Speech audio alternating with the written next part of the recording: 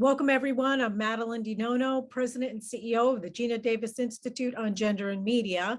With me is our esteemed interpreter, Andrea Lust. Please remember to pin her video if you would like to keep Andrea on screen throughout the entire event.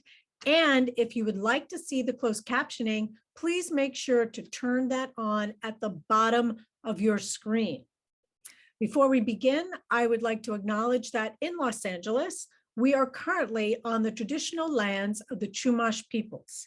I want to recognize that we are all connected with one another and that the ground beneath my feet is historically the home of Indigenous peoples. We want to thank Showtime in partnership with Media Impact Partners for their support of the deeply moving movie CUSP, which is now streaming on Showtime. And the film is being supported by an engagement campaign to drive awareness, engage discussion, and action on issues of confronting adolescent girls in the US around sexual consent and teen dating violence. We are so honored to have with us today Parker Hill, CUSP co-director and co-cinematographer, Isabel Bethencourt, CUSP co-director and co-cinematographer, and Amanda, sorry about that, Elkino Order, Vice President of Outreach and Advocacy for the Texas Advocacy Project. So I just wanted to say welcome, everyone. And I'm going to start with, our filmmakers. Aside from being, according to the Hollywood Reporter, like the next best, greatest documentarians, which is wonderful to see you both acknowledge as that. Can you tell us a little bit about how did you find this project? How did you select this project? And also, how did your partnership come about? Yeah. Sure. First of all, thank you so much, Madeline, for having us at the Gina Davis Institute. And Amanda, thanks for joining us for this discussion. Izzy, you got this. For sure. So Parker and I both went to NYU. We met there working on student film sets, and we bonded because we both were interested in like stories about young womanhood, and we were interested in youth in America. And Parker got an opportunity to do a road trip from Montana to Texas one summer, a couple summers back. And she texted me asking if I wanted to go. And along the way, we were kind of looking out for young people in the summer, like the idea of the American teenage summer. And it was our last night of that road trip. And we were getting gas, and a pickup truck pulled up next to us. And these girls jumped out of the cab, and they were running around barefoot and blasting music. And we were like, this is exactly what we pictured when we thought of, the American teenage experience. And so we went over, we asked to take their photo, we got to talking, we became kind of fast friends, and they actually wound up inviting us back to their friend's house to hang out. And we were like, of course, we're gonna come. So we followed them there, and the story kind of unfolded from that night. Yeah. Wow. Talk about there are no accidents, right? So Amanda, I want to turn over to you. Can you give us some of the facts surrounding violence for adolescents when it comes to the lack of sexual consent, teen violence, the dating? I don't think people really realize that this starts much, much younger than what we think. Can you just kind of level set the issue for us? Yeah, sure. So my name is Amanda. I'm the Vice President of Advocacy and Outreach at Texas Advocacy Project, and I've been working with survivors for over 15 years. So I've seen this throughout my entire career, specifically in working with teens and with youth. What we see nationally, again, a lot of these numbers are reported, underreported, is 1 in 3 teens will experience intimate partner violence in their lifetime. And so we know, each of us will know somebody or has known somebody who has experienced this type of violence in their youth, which should be this really amazing, fun time. But, a lot of those teens have been met at the hands of people who've been really abusive. So I want to go back to our filmmakers. Can you talk more about the structure and the composition? Because you had to go from like A to Z. You clearly had to give enough backstory to understand the point of view of the girls, their unique experience, but then it's very intimate, right? I mean, you're following them, around. How did you organize your thoughts around the film and structure it? And then, were there any issues, or was it uncomfortable, particularly say for their parents, or, that you're following them around? And how long did you film? Sure. Yeah.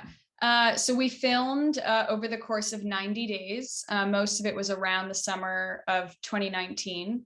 In terms of how we structured it, it took a while to figure out. We knew that we wanted most of the film to take place in the summer and have it like lead up to them going back to school, just because summer life, especially as a teenager, is this like special pocket of time where you grow so much, things change, like, teenage summer days are like dog years, like just so much can happen in a day. But in terms of, how we really structured the stories, that it was so important to us to, like you said, like get to know the girls, but also start to, understand them as people first. And even though they've been through certain traumatic experiences or are currently handling, intense situations, that to be a teenage girl is to have so much going on. And, one second you're like doing chores and washing the dog, and it's, kind of seemingly normal, but there are all these, layers that kind of pervade your life that totally speak to the greater things that you're dealing with, some of the more intense or darker things. And so we really just wanted to like layer these things onto how you meet the girls, so that, you understand that like violence could be a part of their lives from the get-go, or not being upfront with their parents as a part of their lives from the get-go, or something like that. We really just wanted to layer it in as you got to know them. Isabel, you were on mute. Yeah. Got it. I think it relates to Amanda, what you were saying, because one of the things that really struck us, we were so pulled into the story of these teenagers, into their lives, into this larger friend group, because of this exciting freedom and this like teenage kind of chaotic energy that they had. But once we got to know them, we realized that violence and sexual assault and things like all came up really casually, and it, they would shoot guns on the weekends, or, just to hang out. And it was very normal. And it struck us as kind of shocking, because they brought it up with such a casual nature. And we really wanted to make a film that encompasses both sides of that teenagehood experience, which is, Sure. On the one hand, fun. Yeah. And then also kind of laced with these toxic norms. Yeah. So Amanda, I want to go back over to you. So now, how did you get involved with Parker and Isabel? How did you all find each other? Yeah, so Impact Media Partners had reached out to us and asked our organization if we would mind viewing the film and giving our feedback. And so that's how we initially got started. And after watching the film, there was, everybody's seen it here, right? We've all seen all of the amazing things that are portrayed throughout the film. My main concern, and a lot of the people's main concern at our organization, was how are the girls? Like, are they prepared for what's about to happen once this film is rolled out and people are coming in to their DMs and disclosing their traumas and their experiences? And so my main concern was just really making sure that they were fully prepared for that process, and that also that if they had legal needs, Texas Advocacy Project has historically been a nonprofit law firm, that we were able to meet those legal needs for them for free. And so I'm going to go back to Isabel and Parker. Can you talk about challenges? These aren't trained actors, so they have their families, they have these dramas happening in the middle of it. How did you handle that? Were there any challenges that kind of popped up during the filming that you had to address? And if so, what were those? Yeah, I mean, I think it was a constant conversation, as this film got made. We're constantly like checking in with the families and the girls themselves, and, making sure they're okay. Just want to say, respond to Amanda, that we're so grateful for your guys' support. And it's been really incredible to have help establishing a care plan for the girls. And in terms of, checking in with their families, something that was amazing for us is that Izzy and I also had help and support in terms of how we showed the girls and everyone's families the film when we were near picture locking, almost finishing. And yeah, they aren't actors. And, we definitely had to get them used to seeing themselves on screen, seeing what we captured, some of these intimate or intense moments, as well as, coming to terms with the fact that like it's a character of themselves. There's no way we could have covered your whole life. We would have been filming for 15 years. And so we worked with an incredible woman, Suki Madawi, who's a subject coordinator. Izzy, if you want to talk about that process, it was really amazing. And what does that mean, her title? Well, yeah, she kind of made up the title because it's something that hasn't really existed until now. I mean, we haven't heard of it until we put it in our credits, but it's essentially, yeah. I was just gonna say, it's kind of like, how film sets now have like an intimacy coordinator, yes, which is a role that absolutely should have existed for forever, but is now starting to happen. This is the doc version. It's I mean, not the doc version, but it's a similar thing. Yeah. And for us, I mean, she helped guide our thinking around showing the girls. So she would we'd have conversations with her about what we were nervous about, or how, what we thought the girls might say. And she would walk us through, okay, well, link it back to why are you making this film, and explain to them why the scenes are in the movie and what you hope that they do, and what it means for their character, that it's not their whole life, that it's, scenes that you're putting into a story. And I think bringing them into that process early, we showed them string outs of just the scenes that they were in, so we could talk about them individually, and bringing them into the kind of behind the scenes look at the edit really helped them understand, one, what we wanted to do with the film and what the purpose was, and then also it kind of broadened their understanding of what the film could do, and it got them really excited about the film and the possibility that it could help people. And it's been really rewarding now to see girls reach out on Instagram or Snapchat and say, thank you so much for making this. And it feels like there aren't movies made about these kinds of places or girls in these kinds of situations, and it really is moving to see the positive reaction to that. So I want to go back to the girls. So was it cathartic? Was it overcoming denial? Was it a new self-awareness for them to see themselves talking about things, especially, one of the girls was, her mother didn't care. She was abused, by their friend, the father's best friend. What was the outcome of them then seeing them retelling the story? And also all of them just talked about the violence as if, well, I'm a girl, that's what's going to happen. Like, were there any big bubble bursts that came out of this from them seeing themselves telling this? I mean, I think that's something that we really wanted to avoid, the possibility of re-traumatizing them by watching the film. And so that whole process that we did through conversations, not only while we were filming, but during the edit, they kind of helped us build the story together. So they weren't surprised by anything that was in the film. As we got to know them, we met them so organically that as we got to know them, we really found the story, and we followed leads that they would bring up and things that they wanted to talk about their lives. So it wasn't so much like there were any moments where they were shocked or surprised, but I think it is really nice to have them see that they're not the only ones going through hard times in teenagehood, and that it is really normal, and they get to feel a little validated just by knowing that, you're not the only one that's hurting. Yeah. Yeah, go ahead, please. Go ahead. Yeah, I was just going to say, the film was kind of like facilitated some conversations that some of them had with their own families. If they, like, one of them wasn't that close with her mom while filming, and she's grown up a lot since then. It's been like 2 years since we filmed. And it's been really amazing to see them like use the film to kind of then talk through some of the things that they hadn't done before.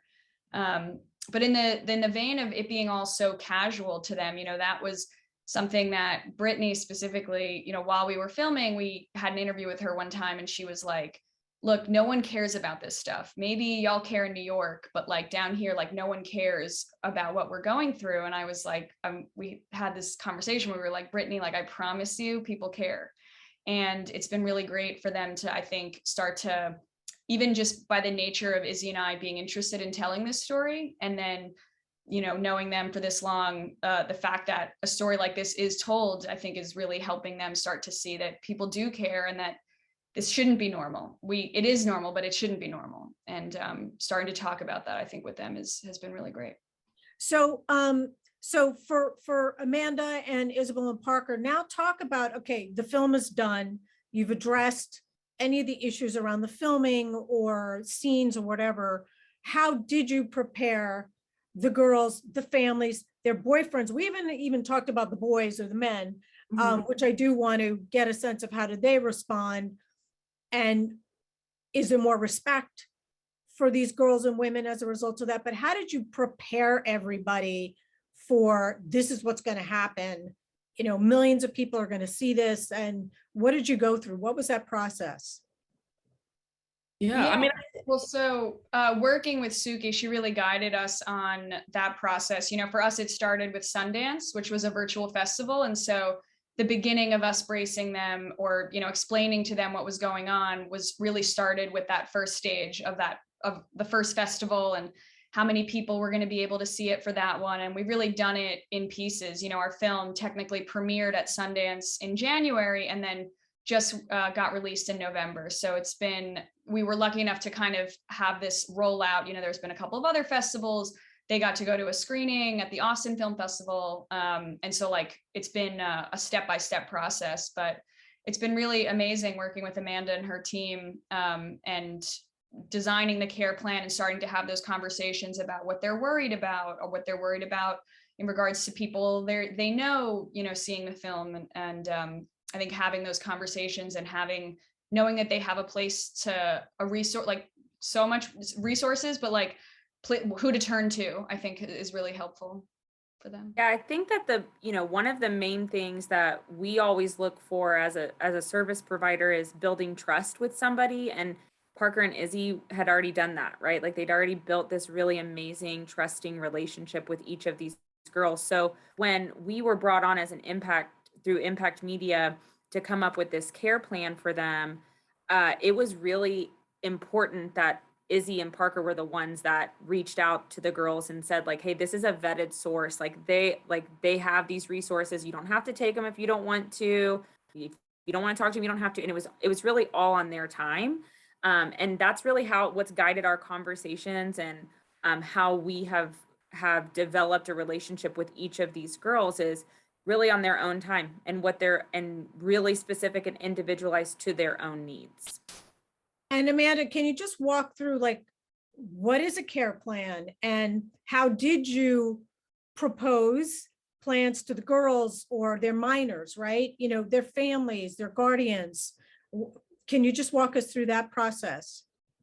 Sure. So I can't give specifics about all of the clients that we work with, right? Because of the nature of the work that we do, but I can give you like broad examples of what a care plan is. So anytime that we're working with a survivor, we really want to take a holistic view and holistic approach to how we serve that individual. And so we really want to take a look into their home, like what's happening in their house, where do they have a job? Do they have food insecurity? Are they in school? Really, again, that holistic approach. And then asking them, like, what does justice look like for you? What does help look like for you? What is it that you need? And helping give them that language and give them the opportunity to have somebody that just listens. Like sometimes a survivor isn't ready to make a next step or isn't ready to go through an entire legal process. They just want somebody to listen to them and to validate what their experiences were. And that's just that first step on that healing journey for those survivors. So we're here to help them throughout that entire process. We're not like, okay, time's up. It's a 15-minute conversation. We're really here for the long game in working with survivors. So we want to make sure that all of their social needs are met, all their basic needs are met, and then looking at those holistic legal solutions as well. And when you say needs are met, I know you're law and advocacy, but are you providing them financial support? So we have a lot of different resources here at Texas Advocacy Project. And one of the amazing things that we do is we're statewide. So Texas is unique, right? There's not a lot of places like Texas. We have 254 counties and a lot of them are rural, which you got to this really intimate look in this film.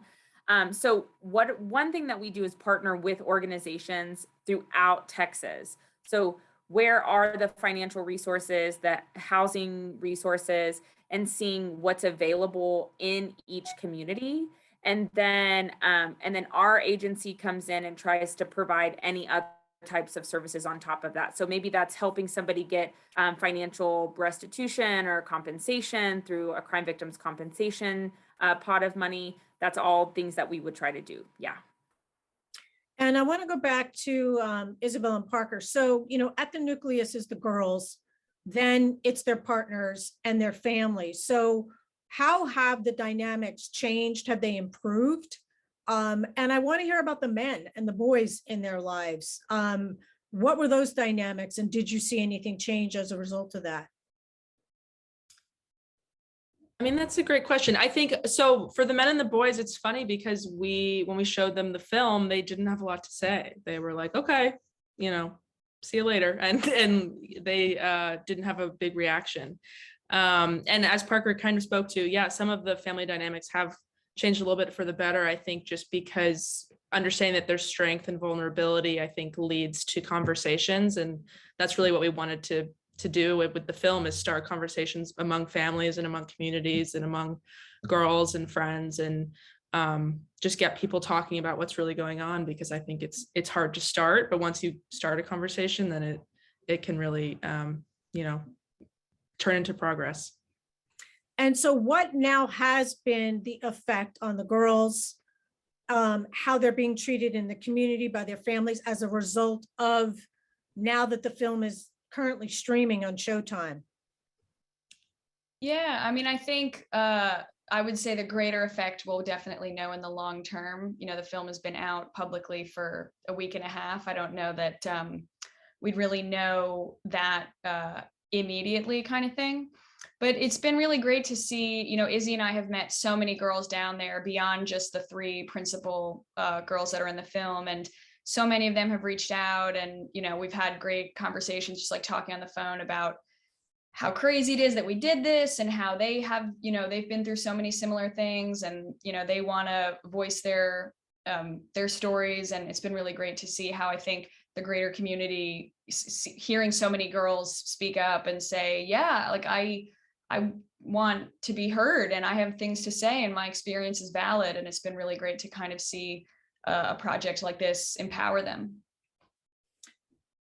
And Amanda, can you talk about the engagement guide? Also, as a result of the film, have you received a lot more inquiries? And also walk through the engagement guide. Where is it? How do we find it? And how it's connected to the film? Yeah, absolutely. So first, I want to just mention that one of the things that makes this film so amazing is the way that Parker and Isabel were able to give language. And language is so important when we're talking about calling something what it is. Yeah. And building community. These girls found community in one another before Parker and Isabel were even there, right? Like they had already found each other. They had similar experiences. And now, as this film has rolled out, we see the outpouring, right? We see it in our inboxes. The girls are seeing it in their inboxes. We're seeing it in phone calls, where people are reaching out because now they feel seen and they feel heard. Yeah. Their experiences, their lived experiences, their lived trauma, they're seeing it reflected in what has happened and what's being portrayed in this film. And that's powerful, because feeling seen and heard, and oh, I'm not crazy, and oh, I'm not the only person that's dealt with this in my life, or like Brittney said, nobody really cares about this stuff, right? People do care about this stuff. Not only people who haven't experienced this care about this stuff, but people who have experienced this care about this stuff because they want to heal, but they don't know how to heal, or they don't have the tools, or nobody's told them or directed them to some type of an organization that can help get them started in that space, right? Or it hasn't felt safe to reach out to a community partner or community resource. And so this community engagement guide that was created with a lot of different partners is an amazing tool for us to use. We have at Texas Advocacy Project teen leaders. We call them teen ambassadors of hope. So we're really trying to occupy this prevention space, right? So having teens, listen, my best friend in high school was very physically violent and emotionally abusive to her boyfriend. And I grew up in a real small town here in Texas, and none of us told anybody about what happened, right? We told each other, but we never told an adult. And so we have to give teens the tools and the information so that when they have a friend who reaches out to them, that they know where to send them. And this engagement guide and the tools that are available in this engagement guide are just a really great extension of the film and of the documentary that was created to help empower people, to give them the words and the language and the resources so that they can help people in their community and their friends. Can you go back to what you were saying about Isabel and Parker giving the girls language? What do you mean by that? Yeah. So, oh, you want to go? Oh, I guess I was just going to say, I love what you said. And in terms of the language, I was just going to say that, you know, we, in talking to these girls and so many others, we definitely like ran into this interesting thing where people have, these girls, like they have an idea of, and they have words around really bad. And there's this huge gap of words around maybe what they're experiencing because they've been told it's not deemed really bad. And so whether that, you know, is about a relationship and the word control, I'm not being controlled, but what about all this other stuff that I don't like? And it's been really great talking with you guys and the amazing engagement guide that Impact Media put together that I think can help people and girls and girls and boys together, though, like seeing phrases that you do relate to helps you realize, oh, wait, like that, I do actually agree with that, or that is what I'm going through. And I never quite phrased it that way, but that's how I feel. So what does that mean? You go, Amanda. But I love what you said. So language is important, right? It's important to have words and experiences to understand what it is that we are feeling and in our bodies and in our minds and in traumas that we've experienced, where it's normalized in a lot of culture, right? And a lot of the things that happen in even rural communities, we hear it reflected in their words, right? Well, it doesn't matter because he was just going to force himself on her anyways, right? We're not sitting here having a conversation with teens and we're like, consent, let's talk about consent. And we, you know, you use these really scientific terms. No, these are all conversations that have to happen, right?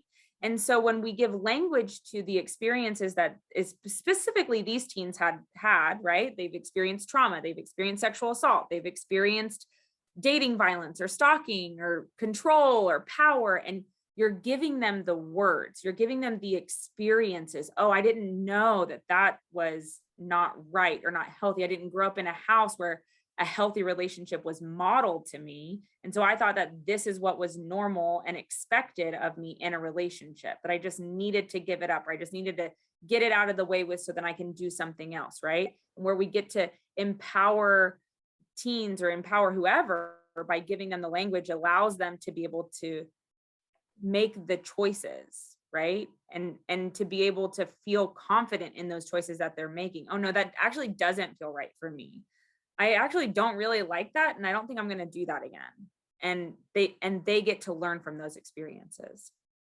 And I think too, it's so easy when if you don't have language or you don't know if anyone else has been through something, it's easy to doubt your own experience or disregard it. I think something we ran into a lot was girls who knew they didn't like something, but didn't know what it was exactly, if that makes sense. Like they would be like, well, yeah, that was that one time. And I don't know, I didn't like it, but that was kind of my fault maybe, or you know, well, whatever, like it was her boyfriend or and we think like having conversations and really giving language to these things like kind of formalizes them or makes them understandable and relatable in a way that validates an experience rather than shrouds it in confusion and doubt. Yeah. And in terms of, is the community itself where the girls live also supporting, you know, the Texas Advocacy Project, and have they rallied around the girls as well? We work with all of the organizations in the communities where the girls are at, and we've reached out to each of those organizations, letting them know that, hey, we might be sending some girls to you or giving some resources. What type of resources do you have? What's your wait list like? Like, how long does that look like? Can we get them in there faster? Things like that. So we've been working with each of those community partners that are in those girls' towns. So it's easy for them to reach out as well. But all of our resources are virtual. So even though Texas is huge, we can serve everybody, which is really awesome. So I know that Lisa had posted a link to the engagement guide But Jasmine, I was wondering if we should try to take some questions. Sure. Yeah, we do have a few questions that have come in. So let me just pull one up. Let's see. This is an anonymous question. How is working with younger people different from adults as documentary subjects for you and for the people themselves?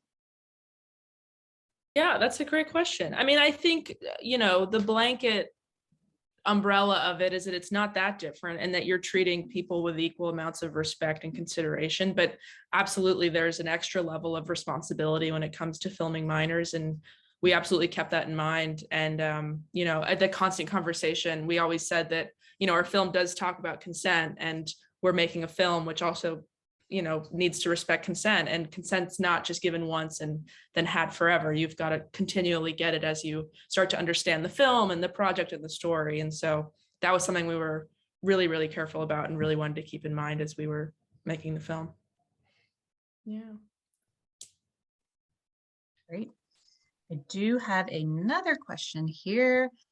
At some points in the film, there are tense moments. How do you navigate being in that space and filming? And how did you ensure your own safety and others? Yeah. Well, in terms of ensuring our safety and others, in shooting a verité doc, you don't really know what to expect. Like, you're in these places and we don't know that a tense thing is about to happen. So you're really just being present. And as Izzy said, checking in with the girls, is it okay if I keep filming? If not, we don't. But we were never really around anything that, that we felt unsafe, or we felt that the girls were unsafe. A lot of this film was kind of captured in this really unique order where we filmed a lot of interactions with guys, parties with guys, and situations where we didn't know what was going on beneath the surface. And then once we kind of learned what was going on, we were never in those rooms again. And so this film is kind of edited together to reveal the greater truth of what's going on in a girl's head in some of those places, because we didn't understand, I think, the gravity or reality of the bigger picture while we were filming certain things. But there was nothing safety-wise, nothing ever like unfolded in front of us that we were concerned. Thank you. I have one more that was sent to me via email. I love the soundtrack for the film. It really captured being young, like using Lil Peep. How did you put together the music choices, and did the girls pick any of the songs? Yeah, in some ways, yes. We learned about Lil Peep on our first trip. But basically, the night we met them, they were listening to Lil Peep, and we were like, "This is amazing. Who is this?" And they told us about him, and his life is. He unfortunately passed away the same year that we met the girls. But they were so influenced by his emotion and his anger and his sadness and like his energy and his excitement. And I think it so perfectly encapsulates what it's like to be a teenager. And his lyrics are really simple, but so genius. And we just knew we had to put him in the film. And so that was one of our first asks, early on in the edit. Was like, how do we get to Lil Peep's team? And we're so excited to have his music in the movie. So what is the ask for our viewers who are watching and obviously have watched the film or will be watching the film again? What's the takeaway? And I'd love to hear from all of you. Yeah, well, if you haven't seen it, it's streaming now on Showtime. Go check it out. And if you want to learn more about resources or support or the similar situations as you watch, check out the engagement guide. But I think the takeaways for us, there are on some level, there's so many, but something that we've always come back to and is so important to us is, as Izzy said earlier, there's a lot of strength in willing to be vulnerable. And we hope that this film, encourages other people to speak up and be vulnerable with those who they love, their parents, their friends, and say what's going on with them, because I think you'll be surprised a lot more than you think that, people are willing to hear what's going on, and they probably don't know how you're feeling or why you're feeling that way. And I think communication hopefully is the first step in trying to heal. So. And I think it's useful too. I mean, one of the things we really hope is that it starts conversations among people. And I think for parents with teenage children, it might be interesting. I mean, within reason, it's obviously a not for young children, the film, but to start by being like, oh, what do you think of this conversation? Like, because it's a good gauge to get to understand what a teenager understands about relationships or consent or any, parties or power dynamics. And I think it's an interesting jumping off point to start a conversation between a parent and a teenager, or among teenagers and friends. I think that what are the action items? Is that what you're asking? The action items are go watch the film, go find the resources in your community that serve these survivors and figure out how you can get connected with them. If you're interested in learning more about us, all of our stuff is in the chat box. But how can you, like, I just want for everybody to stop and remember, what was it like to be a teenager, right? And putting ourselves back in that space, so that when we do open up and engage and have these conversations, that we come from a place of unbiased, and that we come from a place of trust and love and understanding. And we really just want to know people better and deeper. And the way that we do that is just by listening sometimes. And so I think that having these really vulnerable conversations, or having the courage to speak up about traumas that people have experienced, can sometimes be met with really harsh systems and really harsh critiques. And if we don't know and we don't have the words, or we don't have the language, then you use this engagement guide to figure out how to have those conversations, or you contact organizations like ours. That's part of the thing that we do, is educating the community and educating parents on how to have conversations with their teens, how to help keep their teens safe whenever it comes to like technology and stuff. So just getting the tools, go into your community and figure out who's doing this work, and how can you use this amazing film to help impact the greater good. So. And then, as this is a national conversation, are you all going to package the film plus the engagement guide and make it available for schools that they could use as part of their curriculum? Yeah, we would love that result. We're working on that now to see what the long-term use can be for the film, but that is something we would love to do. That's our goal. So we've already started. As an engagement partner in this film, part of it has been reaching into our own communities, and we have we have a leadership council, and so we just met with them on Sunday and discussed the film, and we're trying to figure out a way to share clips of the film that can start engaging some bigger conversations. So that's what our goal is to use it to help teens have those tools. Great. Well, I'm sure we'll be featuring that engagement guide on our website somewhere and posting it to social. Jasmine, did we have any other questions before we go? I did have one more that came in. Let's see. This is from Deborah. Were you able to gauge what kind of sex education and relationship information is being taught in their schools? I think of the education of Shelby Knox, a documentary about the abstinence-only sex education in Texas. Has that improved at all? That's a great question. We didn't get a good sense of what they were learning in school, but from our conversations with them, I don't think it's changed very much. They are in an abstinence-only program. Yeah, and it's disappointing, but interesting to realize. I mean, I grew up in a public school in Southern California, and we had teachers be like, well, I technically have to tell you that abstinence is the only way to 100%, eliminate pregnancy. And we were like, what? We're in Southern California. So it's interesting that it's not just a Texas issue. It's definitely something that's happening still all around the country. So. Yeah, we've got some really amazing grassroots organizations here who have been advocating really hard for an expanded version of the abstinence-only education. That bill was passed last legislative session, and a version of it the legislative session before. So there's like baby steps. We're in Texas, so we're part of that Bible Belt education system, but there's other ways to have these conversations outside of abstinence only. And part of the way that we do that is by talking about healthy relationships, framing conversations in terms of what is healthy and unhealthy, what feels right, what doesn't feel right, and how to set boundaries. Having those types of conversations earlier helps to give teens and young adults the information that they need without saying like, don't have sex or go have all the sex and here's all the condoms, right? So that's not really what we want. We want people to have healthy, thriving relationships, and we want for them to have ownership over their own bodies. And so there's different ways to have those conversations outside of abstinence only education. Absolutely. There's many different ways to approach these subjects and these conversations. So I know we're out of time. I want to thank everybody at home. I want to thank Andrea Lust. I want to thank Isabel and Parker and Amanda. Thank you, Jasmine, for the Q&A. And everybody, if you've seen CUSP, watch it again.